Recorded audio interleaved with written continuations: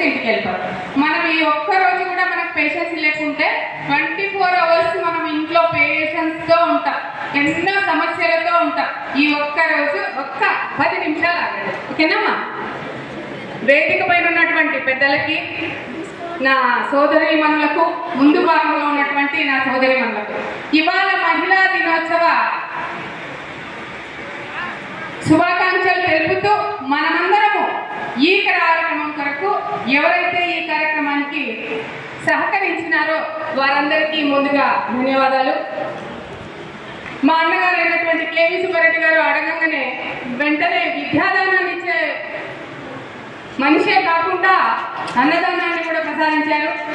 అలాగే ఇక్కడ వచ్చినటువంటి నా సోదరులు కొంతమంది కూడా ఇచ్చారు, నా సోదరీమణులు ఇచ్చారు. అలాగే ఈ కార్యక్రమాన్ని వాళ్ళ భుజస్కంధాల మీద పెట్టుకొని నడిపించినటువంటి వారందరికీ రథ సారథులకు అందరికీ కూడా నమస్కారాలు తెలుపుకుంటూ మనము ఇవాళ ఈ కార్యక్రమాన్ని నేషనల్ వైజ్ గా వనతి శ్రీనివాసన్ గారు మనకిచ్చిన ఆదేశాల ప్రకారం మహిళా మోర్చా ఇవాళ ఒక 2 కార్యక్రమాల మీద మనము ప్రజల్లో అవగాహన కలిగించాలి అని చెప్పారు.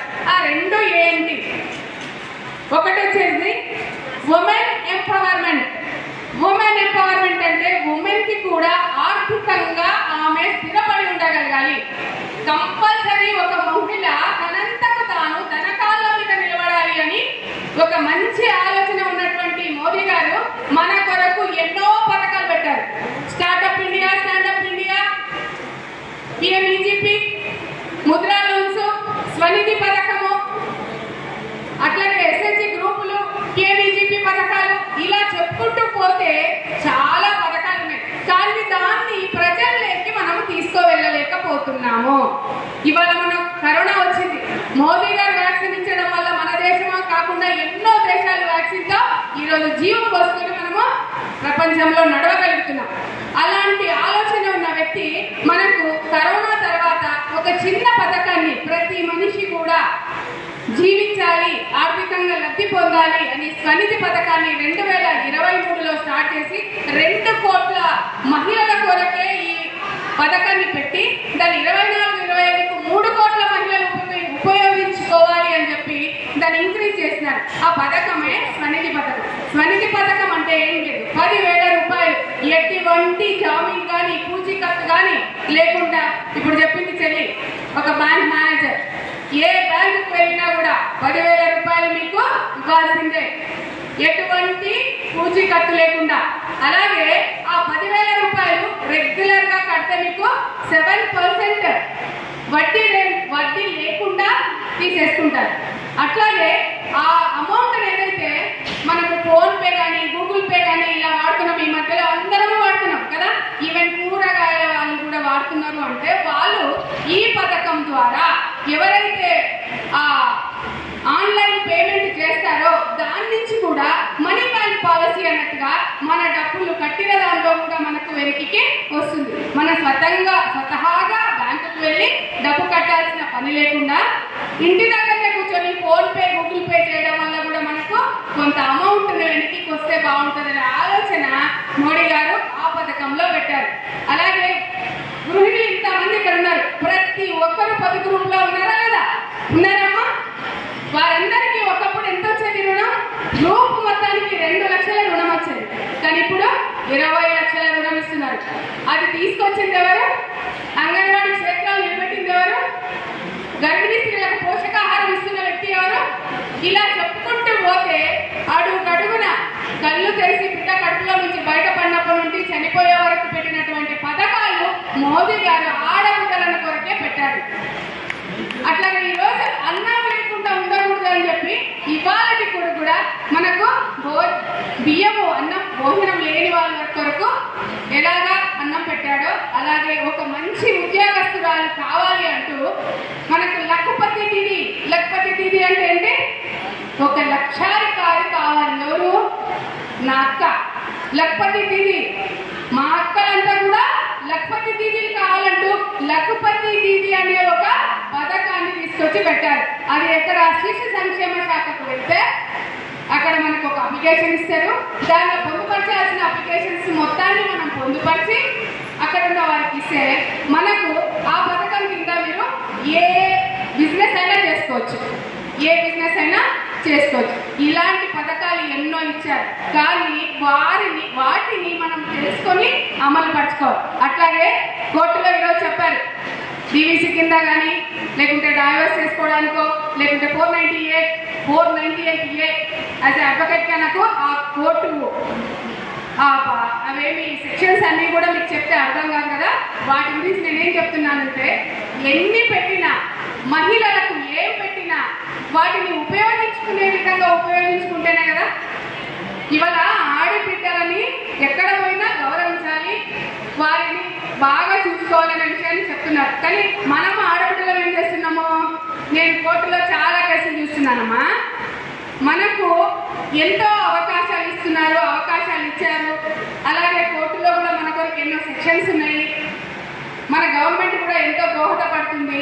కానీ మనము దాన్ని ఏ విధంగా తీసుకోవాలి, ఒక మంచి పని చేయడానికి తీసుకోవాలి. ఇవాళ అవన్నీ మనకు ఉన్నాయని చెప్పి ఇష్టారాజ్యంగా పోయి పోలీస్ స్టేషన్లో కేసులు పెట్టి మొగుళ్ళ మీద నన్ను కొడుతున్నాడు తిడుతున్నాడు అంటే ఆ మొగుడు ఏమైనా ఊరుకుంటాడు? అమ్మ బాధపడడా? నన్ను నా భార్య కోర్టు పోలీస్ స్టేషన్ వరకు తీసుకుపోయింది, ఇంకా నాకు వద్ద నా భార్య, నాకు డైవర్సే కావాలి, ఇలాంటివి వస్తాయి. కాబట్టి మనము కొంత ఓర్పుతో కొంత నేర్పుతో అక్కడ మనకి ఎక్కడ ఇష్యూ వస్తుంది, ఎక్కడ మనము దాన్ని తెంచుకోవాలి, మీరంతా సామరస్యంగా ముందుకు వెళ్ళాలి. ఇలాంటి ఆలోచన చేయండి. మనకి ఇచ్చినటువంటి పథకాలను సద్వినియోగపరచుకోండి, అంతేగాని దాన్ని దుర్వినియోగపరచుకోవడానికి ఎంతో మాటలు చెప్తారు. మనకు కోర్టు ఉంది, చట్టం ఉంది, ఇంకోటి ఉంది, అవన్నీ కాదు. విషయానికి వస్తే మనము అని చెప్పి ఇష్టారాజ్యంగా పోయి పోలీస్ స్టేషన్లో కేసులు పెట్టి మొగుళ్ళ మీద నన్ను కొడుతున్నాడు తిడుతున్నాడు అంటే ఆ మొగుడు ఏమైనా ఊరుకుంటాడు? అమ్మ బాధపడడా? నన్ను నా భార్య కోర్టు పోలీస్ స్టేషన్ వరకు తీసుకుపోయింది, ఇంకా నాకు వద్ద నా భార్య, నాకు డైవర్సే కావాలి, ఇలాంటివి వస్తాయి. కాబట్టి మనము కొంత ఓర్పుతో కొంత నేర్పుతో అక్కడ మనకి ఎక్కడ ఇష్యూ వస్తుంది, ఎక్కడ మనము దాన్ని తెంచుకోవాలి, మీరంతా సామరస్యంగా ముందుకు వెళ్ళాలి. ఇలాంటి ఆలోచన చేయండి. మనకి ఇచ్చినటువంటి పథకాలను సద్వినియోగపరచుకోండి, అంతేగాని దాన్ని దుర్వినియోగపరచుకోవడానికి ఎంతో మాటలు చెప్తారు. మనకు కోర్టు ఉంది, చట్టం ఉంది, ఇంకోటి ఉంది, అవన్నీ కాదు. విషయానికి వస్తే మనము ఒక మంచి ఆలోచన చేసి ముందుకు వెళ్తే ఎక్కడైనా రాణించడానికి మహిళలకు ఫుల్ సహకారం మన గవర్నమెంట్ లో ఉంది.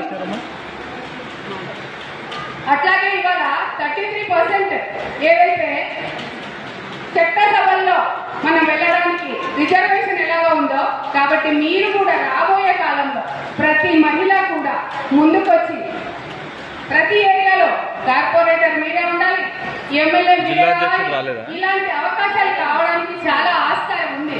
కాబట్టి మీరు కూడా కొంతమంది కొన్ని ఆలోచన చేసి పార్టీలోకి ముందుకు రావాలని కోరుకుంటున్నా.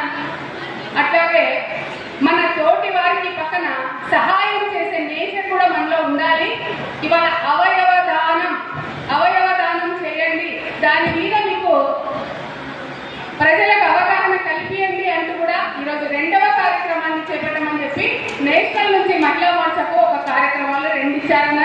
ఒకటి ఉమెన్స్ ఎంపవర్మెంట్ ఎలాగో అవయవ దానం గురించి కూడా అలాగే చెప్పారు. కాబట్టి డాక్టర్కి నేను ఏం చెప్పాలా, నేను ఎందుకు వచ్చిన డాక్టర్గా నన్ను ఎందుకు జంతువులు పిలిచారు అని అన్నారు కదా.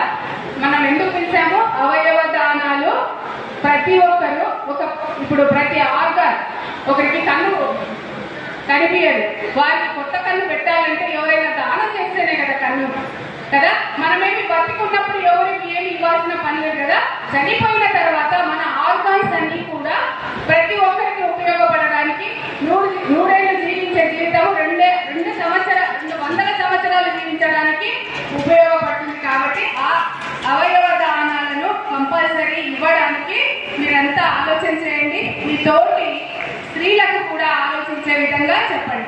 మనకున్న పథకాల గురించి తీసుకొని మనం ఎలా లబ్ధి పొందాలి, మనం ఒక కుటుంబం పెట్టుకుందామా, ఒక రెడీమేడ్ షాప్ పెట్టుకుందామా అని ఆలోచించండి. అలాగే మన చనిపోయిన తర్వాత కూడా మనం పనిచేస్తున్నట్టు, మనం సహాయం చేస్తున్నట్టు ఇతరులకు అనే విధంగా అవయవ దానాన్ని కూడా అందరికీ ఇచ్చేటట్టు ఒక అప్లికేషన్ ఇప్పుడు ఇస్తాం. చనిపోయిన తర్వాత గవర్నమెంట్ వాళ్ళే మన చనిపోయిన ఈ వ్యక్తి అని చెప్తే వాళ్ళ నుంచి ఒక కాల్ వస్తుంది, మీరు దాని ద్వారా మీరు అవయవ దానం వాళ్ళకు తర్వాత వాళ్ళు వచ్చి తీసుకుంటారు. తీసుకుంటారు. దాని గురించి ఒక్కసారి ఆలోచన చేయండి. ఇవాళ చాలా ఆకలి మీద ఉన్నారు, నేను ఏం చెప్పినా మీకు ఎక్కదు కాబట్టి సో నేను కూడా ముగిస్తున్నా. ఈ చక్కటి వాతావరణంలో ఉన్నటువంటి మహిళలందరికీ మరొక్కసారి అంతర్జాతీయ మహిళా దినోత్సవ శుభాకాంక్షలు.